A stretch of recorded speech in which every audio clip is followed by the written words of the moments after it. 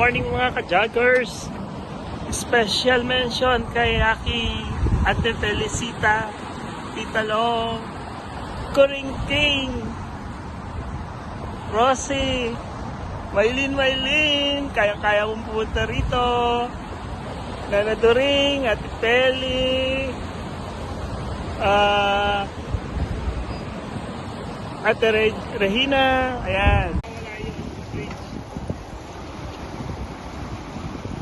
Nana.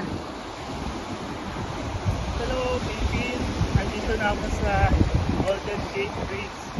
Dati road ko lang ito nakikita. Ngayon, actual na. Fulfill na naman ang bucket list ko sa 2024. Sarap ng buwan. Feeling blessed.